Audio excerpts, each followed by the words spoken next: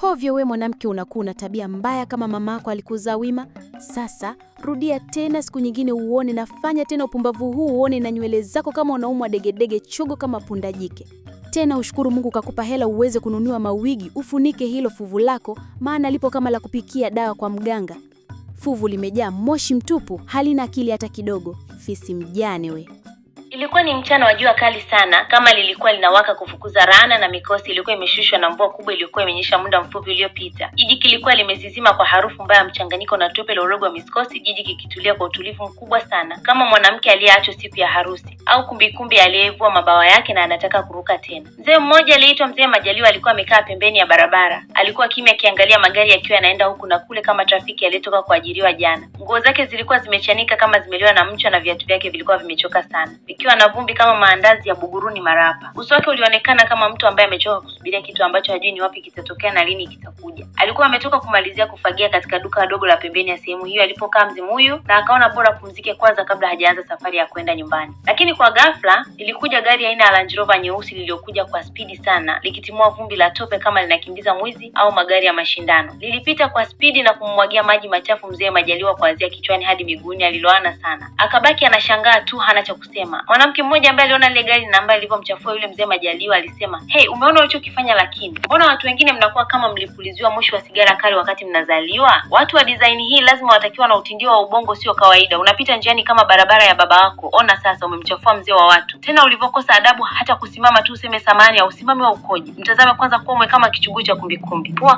kama vitundu vya sindano. Mwanamke huna haya wewe, wala hujui vibaya. Na una bahati wewe, ungesimama ningekuchamba hadi ungerudi kuvaa nguo ya ndani, maana nahisi umejiona upo uchi kabisa. Mimi na usemanga mti hadi unatoa matunda, sembuse wewe mjaraha. Mende aliyekosa baba we. Hovyo mwanamke, unakuwa na tabia mbaya kama mamako alikuzaa wima. Sasa rudia tena siku nyingine, nafanya tena upumbavu huu uone. Na nywele zako kama unaumwa degedege, chogo kama punda jike. Tushukuru Mungu kakupa hela uweze kutafuta mawigi ya kufunika hilo fuvu lako, maana lipo kama la kupikia dawa kwa mganga. Fuvu limejaa moshi tu, hata akili moja hakuna. Pumbavu. Mzee alikuwa anaendelea kujifuta maji machafu aliyomwagiwa huku akisikia mvua ya vichambo vya waja wakimtetea ulivyotendewa na Uji Msubiani. Mzee hilo halikuwa limebadilisha chochote kile, maana tayari shida ilikuwa imeshatokea. Hakuwa na namna tena. Wakati amesimama juu cha kufanya, gari lile lililokuwa limemmwagia maji lilirudi kinyume hadi pale. Lilikuja na likasimama pale ambapo mzee alikuwepo. Kioo kikashushwa, mlango ukafungiwa. Mwanamke aliyevalia gauni jeupe refu na nywele za Kiafrika pamoja na viatu vyeusi alishuka akiwa ametanua mdomo. Alishuka akasimama mbele ya huyu mzee kama mtu uliopruni majani kipindi cha masika. Alisema, "Hakutakiwa kusimama hapa we mzee. Hapa sio kijijini. Tizame kwanza, kichwa kama tofali bichi. Unakaa tu mjini kizembe.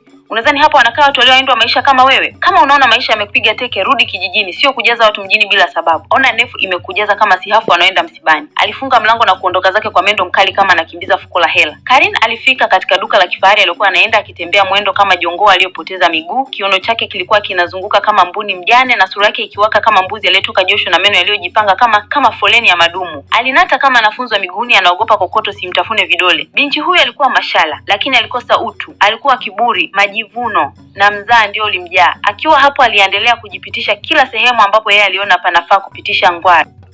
Karin alitembea katika maduka hayo akijipiga picha huku akiachama na meno yake yaliyochongoka kama stiki za kuchokonolea meno.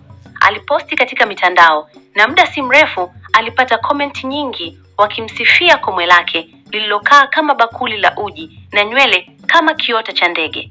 Hakujali kule njiani nini alifanya, ila yeye aliendelea na maisha yake, na aliamini watu masikini hawakutakiwa kukaa kwenye njia zake yeye. Aliamini kwamba pesa nyingi alizo yeye pamoja na mzee wake, yani baba yake, hakuna mtu angeweza kufanya chochote kile. Pia alikuwa na mchumba wake bilionea mkubwa sana. Hivyo aliamini kama mtu angejichanganya kidogo tu, basi jera ilikuwa inamuhusu huyo mtu. Karen alikuwa na umri wa miaka 23 tu, lakini mambo yake yalikuwa yameshafikisha umri wa miaka 80 kabisa. Mzee Majaliwa alifika nyumbani kwake jioni akiwa amepoa kama supu ya bata. Alifungua mlango wao na kuingia ndani. Baada ya muda kidogo, mwanae wa kiume alikuja. Kijana huyo aliyeitwa Masumbuko alikuwa tajiri sana, ana jumba zuri la kifahari lililojaa kila kitu kizuri. Mzee Majaliwa alikuja hapa kwa mwanae kumtembelea tu kijana wake. Masumbuko alikuwa na umbo zuri la kiume na bila kusahau six pack zilizojipanga kama kuni katika mwili wake. alimkuta baba yake akiwa amekaa kwenye kiti akiwa ameroana kama panya alikuwa amedumbukia kwenye ndoo ya pombe moja inayoitwa pingu. Masumbuko alimuuliza, "Kulikoni baba? Mbona kama umetapikwa na kenge?" Mzee Majaliwa akakaa na kusema, "Mwanangu, nimekutana na Raana inatembea leo. Mjini hazijavaa suruali wala sketi. Nimekutana na kiumbe, mtoto mdogo amekaa mapafu kwa dhambi na dharau. Amezaliwa kwa bahati mbaya na anaishi kwa makusudi.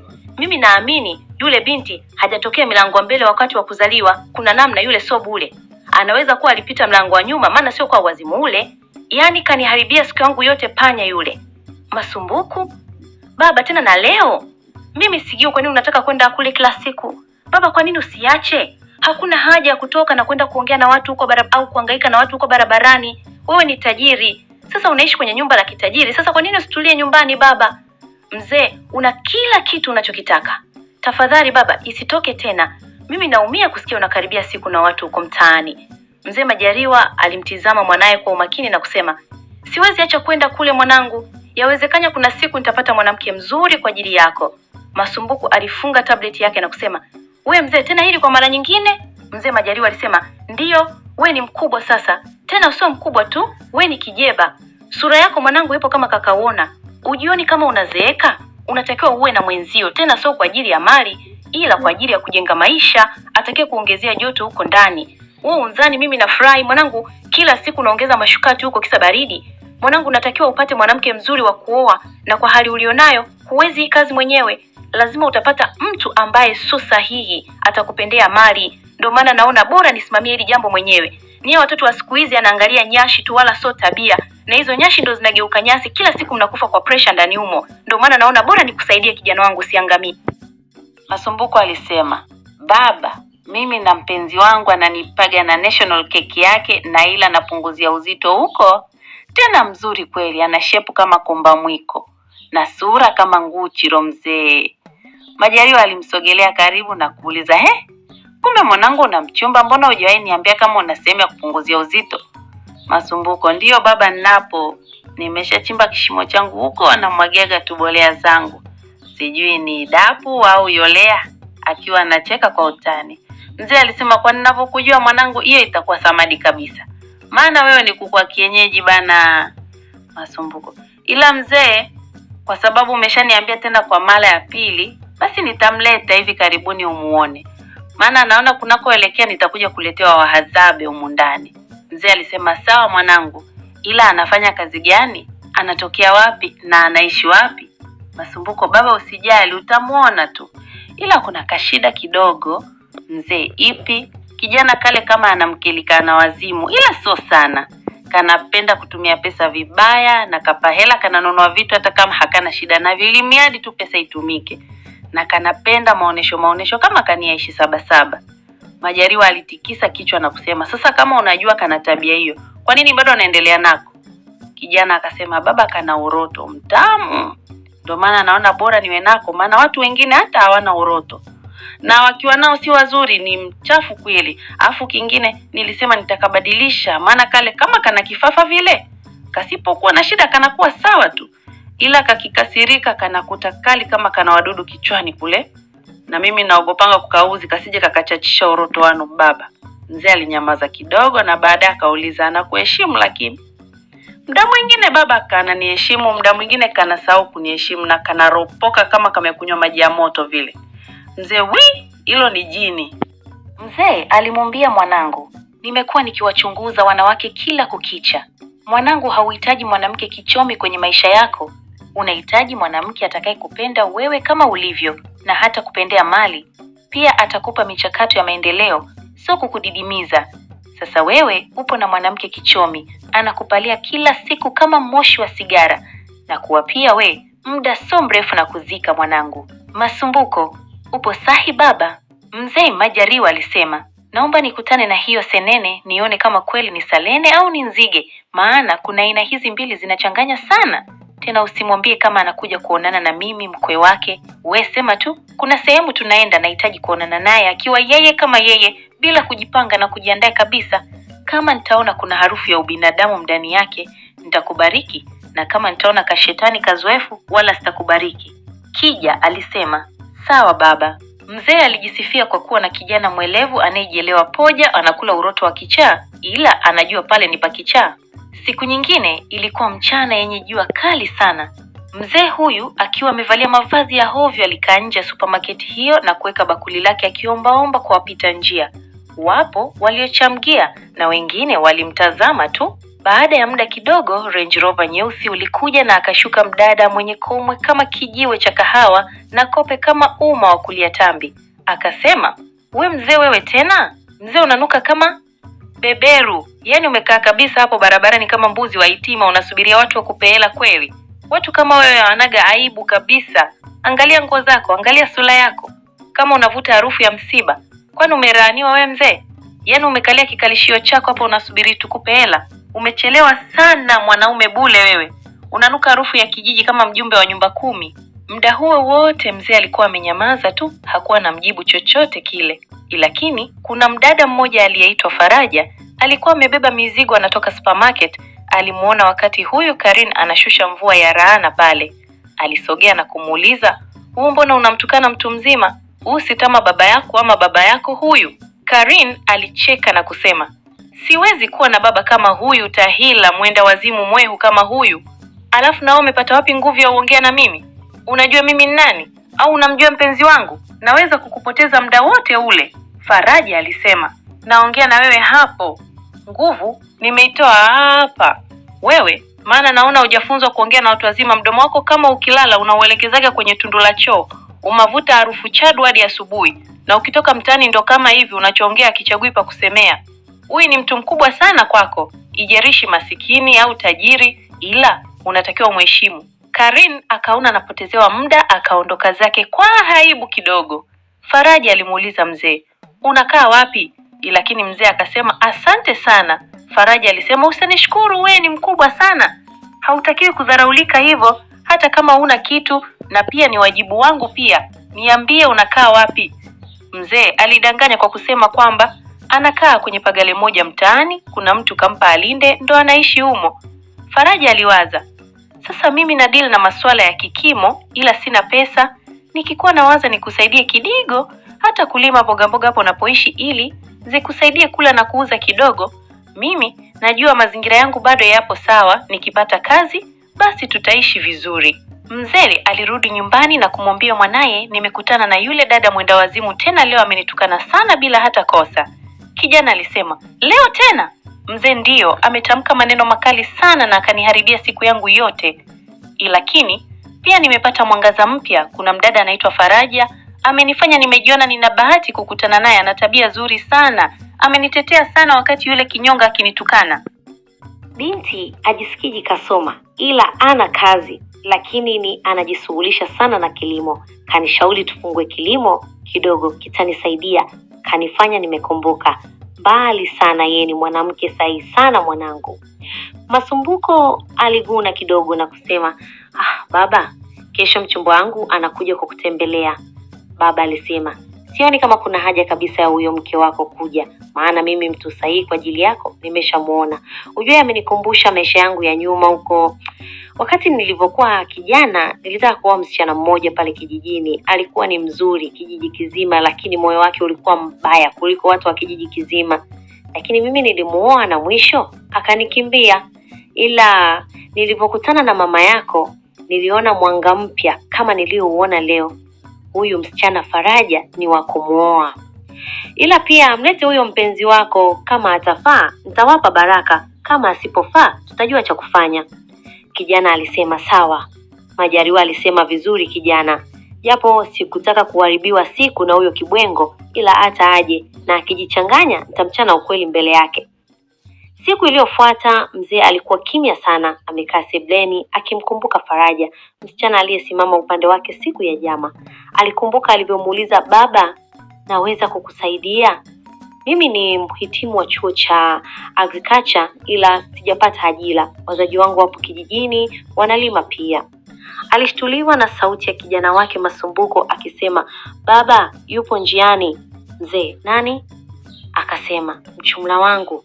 Muda kidogo gari liliingia katika nyumba hii na alishukwa na mke mwenye miguu kama mwiko wa shughulini na amependeza vya kutosha. Mzee alikaa kimya ndani. Alisikia viatu virefu vikitembea na mwanamke wa kitajiri alikuwa amebeba handbag ya pesa nyingi sana akiingia ndani, na alisikika akisema, "Baby, hii sehemu ni nzuri sana. Inaendana na mimi kabisa, japo haifikii kwenye nyumba yangu, ila ni bada nzuri kidogo." Aliingia ndani na kumkuta mzee aliyekaa kwenye kiti ametulia. Binti aliganda kama mshale uliokosewa kurushwa vile. Na kijana alisema, "Baba, huyu ni..." Kabla hajasema, mzee alisema, "Namjua huyu."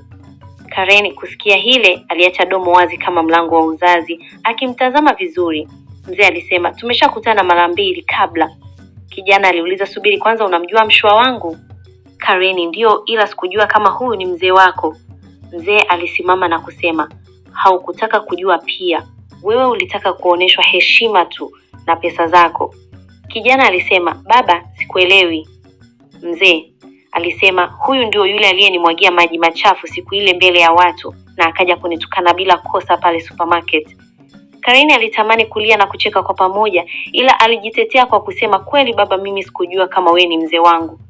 Lakini mzee alisema, "Shida sio kujua, ila tatizo ni kwamba unatakiwa umheshimu yoyote unayemjua na usiyemjua, maana mtu mwema huwa haangalii kama anamjua au la. Moyo wake huwa ni mweule muda wote, na sio kwa mtu anayemfahamu au la. Ibada njema inamzia nyumbani." Masumbuko alimuuliza, "Ulisema unanipenda Karen, si ndio? Na ulisema unapenda familia yangu." Karen, "Ndio mpenzi, nakupenda sana baby." Kijana, "Lakini umemtukana baba yangu." Karen, "Sikujua habibi mwenzeko, nilijua ni maskini tu, sikujua kama ni tajiri pia na ni mzee wako. Naomba unisamee, kweli sirudii tena, na hapa mnampenda sana mwanao, nampaga hadi kipochi manyoa. Unajua nitabadilika baba." Ila mzee aligoma. Karen aliona hawezi kuendelea kuosha kiuno cha paka wakati hawamuelewi. Aliona bora afute macho na kuchanganya gwara zake na kuondoka. Masumbuko alisema, "Baba, Faraja, mzee amefanyeje? Tutamuonaje?" "Mzee atakuja kuniona ndani ya wiki hii, so tutamuona wote." Kijana aliumia sana kuona mwanamke aliyempenda alikuwa tayari hana uwezo wa kumuoa tena, maana akamtukana mzee wake mara mbili. Akaona hakuna haja tena ya kuendelea tena. Alitembea njiani na gari peke yake. Hakutaka kupiga stori na mtu yoyote yule. Muda mwingine alihisi kuchanganyikiwa, ila ilibidi amwache tu yule kifarugobe ili maisha mengine iendelee tu. Siku George alienda sehemu akataka kupumzika chini ya mti mkubwa ukiokuwa na maembe pembeni, kukiwa na shamba la mboga mboga. Kwa mara ya kwanza alijisikia amani kidogo. Wakati amekaa pale na alimuona mdada mweusi wa kawaida tu akiwa amesimama katika shamba, anatesti udongo kwa mikono yake. Alimtizama, alikuwa aipo, hana urembo wowote usoni. Akamsogelea. "Karibu kaka, wewe unakaa maeneo haya?" "Masumbuko ndio." Faraja alisema, "Aha, mimi ni mkulima mdogo mdogo, najishughulisha hapa." Masumbuko alicheka, "Nini mkulima?" Faraja alisema, "Mimi hapa." Masumbuko alisema, "We boss lady, unasema ni mkulima?" Faraja alisema, "Mimi sionekani kama boss lady, mimi ni maskini tu. Nipo hapa na ganga njaa tu. Nilisomea kilimo ila sijapata ajira bado. Hata hivyo naitwa Faraja." Masumbuko kusikia vile alishutuka na kusema, "Wewe ndio mzee mmoja akakwambia hana kwa kukaa majuzi kati?" Faraja alisema, "Hapana, sina uhakika kama ni mimi, na pia mimi mwenyewe ninapokaa ni padogo sana. Sina hata uwezo wa kumsaidia mtu aishi." Masumbuko alisema, "Sijamaanisha unakaa naye, ila mimi juzi kati mzee wangu aliniambia kukutana na mtu ana jina kama lako na alimsaidia wakati amepata matatizo." Faraja, "Hapana bana, mimi nipo mwenyewe tu, sina mtu nilimsaidia. Afu hata hivyo wazazi wangu tu wapo kijijini huko. Nimeshindwa kuwaleta huku mjini." Masumbuko, "Kwani kwa sababu wazazi wako wapo kijijini ndo mjini huwezi saidia mti?" Binti alisema, "Hapana, sijamaanisha hivyo. Mimi mtu yoyote nimsaidie, kama nina uwezo wa kitu nampa, kama sina kitu nampa hata mawazo tu, ila siwezi ona mtu anapata shida nikamwacha, kwa sababu mimi ninaamini hii dunia ni duara. Leo namsaidia mtu hapa, wewe utasaidia na mtu huko usikokujua. Si lazima yule uliyemsaidia kulipe. Pia naamini Mungu alituweka wengi tusaidiane." Kijana alitabasamu na kusema, "Okay sawa, nimekuelewa. Na je, hapa unapofanya kazi unahisi pana kutosha?" Binti alisema, shamba? Haijawahi kutosha, japo kwa kawaida tu. Hapa ni padogo sana, natamani kama ningekuwa na shamba kubwa zaidi. Pia nilikutana na babangu mmoja juzi, nikamshauri tulime pia, ila kwa mazingira yake najua kama itakuwa ngumu sana yeye kupata shamba. Hivyo nilitamani ningepata hata nusu heka, nimpe aanze napo. Kijana alisema, ana roho nzuri sana. Basi mimi nitakuongezea hela 2.5, mpe huyo baba yako, inayobaki ongeza wewe. Faraja alisema, what? Kijana, ndio. Faraja alifurahi sana na kusema asante sana. Kijana alisema, tukutane kesho kwa ajili ya kulipia. Ila Faraja alisema, sawa, ila kesho labda jioni. Walipiga stori nyingi sana pale na baadaye akamuuliza, unafanya kazi gani kijana? Akamjibu, mimi ni mfanyabiashara. Akasema, aha, hongera sana. Mzee akiwa mtaani amekaa sehemu kama ombaomba. Alikuwa amekaa kimya akiwa anamkumbuka msichana aliyemsaidia pale supermarket. Wakati amekaa pale alishutuliwa na sauti ikisema,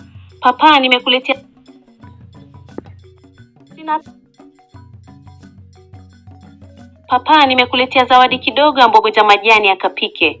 Mzee alimtizama kwa umakini sana huyu binti na kumwambia, Mungu akubariki sana. Faraja alisema, amin.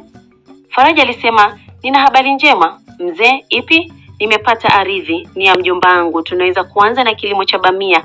Naona ikiwezekana kesho jioni tukalipiwa, maana mjomba alikuwa anaikodisha na mimi sikuwa na hela. Ila kuna mtu kasema atatulipia. Ila mzee alisema, hatuwezi kuanza kesho. Kwa sababu kesho unakuja kwangu. Binti alisema, baba, lakini wewe ulisema hauna kwako, unaishi kwenye pagale. Mzee akasema, hata pagale ni nyumbani pia. Kwa hiyo hautakuja kwa sababu naishi kwenye pagale mwanangu? Binti, hapana, naomba nisamehe baba, sijamaanisha vibaya. Labda nimeelewa tu tofauti baba. Sawa, nitakuja baba, saa ngapi nije? Mzee, mimi naona itakuwa vyema asubuhi kabisa maana kesha ni weekend. Kwa hiyo najua lazima utakuwa na muda, si ndio mwanangu? Binti, ndio baba, basi sawa, mimi nitakuja. Afu baba, nina habari njema nyingine. Mzee, ipi? Binti alisema, leo nimekutana na mtu nikahisi anaweza kuwa ni mtu mzuri sana kwetu. Anaonekana kama anajielewa sana. Ni mwanaume ana muonekano mauro sana, japo sio tu kwa muonekano ila hata tabia anaonekana yupo vizuri tu. Ni mpole, anajitambua. Wakati binti anaendelea kumwaga sifa zake pale, mzee alikuwa anaongea ndani londani. Alisema, kiwango gani tena kinajileta kati kinataka kutemea mate uji wa mwanangu. Mimi napambania jiko la mwanangu, afu kuna funza aliyokosa mayai anataka kulazimisha kutaga hapa. Hizi sifa zote singempa kijana wangu kule nyumbani. Wallahi wa bilahi. Mtu anajifanya kuweka kapa kwa huyu binti. Mimi nampa laana ya uzee hata kama sio kijana wangu. Akiwa kwenye mawazo, alishtuliwa na sauti ya binti akisema, si ndio baba? Mzee alisema sawa, japo sikuelewa binti alikuwa akisema nini hapo muda wote. Lakini mzee alisema, mwanangu, ningependa kumuona huyo kijana maana anaweza akawa sio sahihi kwako, alafu akakuharibia maisha. Binti alisema, baba, sio hivyo. Yaani ni mtu tu, sio mchumba. Simfahamu, hata ndio kwanza leo kaja pale shambani nikapiga naye story. Sio kama ni mtu wa karibu hivyo, hapana, ni rafiki tu. Afu huyo ndio kasema atatulipia shamba kesho, ndio maana nimeona kama anaweza kuwa mtu sahihi kwetu. Ila sio kama kutusaidia ndio tabia nzuri. Naelewa muda mwingine hawa vijana huwa wanatumia kiu kupata mtu. Mzee alisema, sawa kabisa mwanangu, unajielewa sana. Binti alisema, baba, mimi ni mkubwa sana, naelewa mengi. Sijawahi kuingia kwenye mahusiano ila nimeona marafiki zangu walivyoumizwa na wanaume. Pia hata mimi wapo walikuwa wanataka kwa matumizi yao, ila unapoambia hadi ndoa walikuwa wanapotelea njiani bila hata kuaga. Mzee, sawa, nimekuelewa. Binti alishukuya na kuondoka, ila mzee akasema, shika hii. Alimpa karatasi jeupe lenye salama na anwani ya kufika mahali ambambo mzee huishi. Binti aliondoka. Mzee alienda nyumbani na kumkuta kijana wake aliyekaa kwa unyonge sana. Alimsalimia na kwenda zake ndani. Asubuhi binti aligonga mlango. Akiwa nje alijiuliza, mbona sehemu ni nzuri sana? Kweli mzee yule anaishi hapa? Aligonga, mlinzi alikuja na kuuliza vipi. Alisema namuulizia mzee Majariwa. Akasema subiri. Akaingia ndani na akatoka akasema njoo ndani. Baada ya kuingia aliona maua na vinu vyenye maua. Wakati anashangaa, kijana wa mzee alimuona huyu binti aliwahi muona wapi, ila kwa haraka akakumbuka kuwa jana alimuona kule shambani na kusema huyu ni Faraja. Wakati kijana anafikiria pale, Faraja aliganda kwa muda kidogo. Alishangaa sana kuona ameingia kwenye nyumba kubwa kama hii na ina kila kitu ndani. Na hule mzee ni ombaomba hapa, anahisika vipi? Akiwa pale aligeuka na kumuona kijana ambaye alimuona shambani jana yake na kumuita, Masumuko, unaishi hapa? Wakati hajaitikia kijana, sauti ya mzee ilisikika nyuma, ilisema, Faraja. Akasema, baba, shikamoo. Akasema, baba, unaishi hapa? Mzee, ndiyo. Lakini ulisema unaishi kwenye jumba bovu. Mzee alisema, nilitaka kuona atakayenijali nikiwa sina kitu, na sasa nimuona wewe unafaa. Ulifanya kila kitu kwangu, ulinipa chakula, kila kitu wakati sina. Sasa naona ni muda wa kulipa mwanangu, ingia ndani, ni nyumba yako sasa. Faraja alisema, lakini baba, umenidanganya. Nilikuuliza baba, kuna kitu unanificha, ukasema hakuna chochote ninachonificha. Sasa kwa nini ulinidanganya? Ungeniambia tu kweli, mimi ningekuelewa. Mzee alisema, ni kweli kabisa nimekudanganya, na sio wewe peke yako. Hata mwanangu pia nilimdanganya sana, kwa sababu hakuwa najua kama mimi nilivyokuwa namwambia nenda dukani kusaidiana na kijana. Kweli nilikuwa naenda, sikuwa naenda. Nilikuwa najua nguo sehemu na kuvaa vibaya na kuombaomba ili nione mtu sahihi anaweza kuwa na mwanangu. Kwa hiyo naomba mnisamehe sana. Muda huo wote kijana alikuwa amepanda tu, huelewi yasema nini. Mzee alisema, binti, mimi sijasema kuwa ni mchumba wa mwanangu, ila niliona una akili, kwa hiyo hata mkiwa mafariki tu inatosha. Mzee anajisikia vibaya, naomba nikapumzike. Alienda kulala, akawaacha watapikiane sebuleni, na kijana hakuchelewesha mambo. Mapema tu akasema, nakupenda, nilikupenda tangu jana, na babangu alikupenda ndangu huko, ila pia Faraja alisema nakupenda pia, ila tunatakiwa twende kijijini wakakuone. Walienda na kuwaona na kuwachukua waje mjini. Walialea kama wazazi wake na wanafunga dua nzuri sana. Yule Karen alimwambia kwa Masmuko anaona na ameoa mwandaki wa kijijini. Akasema, so kweli, lazima nimnyoshe. Akachukua gari akaenda kwa yule kijana muuza madawa na kumwambia kuwa anataka mwekee madawa yule msichana alioa mwanawake ili akaozee jera. Yule kijana alimrekodi Karen wakati anampa mchongo, na mwishoni alishikwa na polisi na kwenda jela kwa kutaka kumpandia madawa Faraja bila kosa lolote, na mwishoni alifungwa kwa ushahidi wa rekodi ambayo ilirekodiwa na mshikaji wake aliyempa kazi, na alifungwa miaka 50 huku aliishi kwa faraha.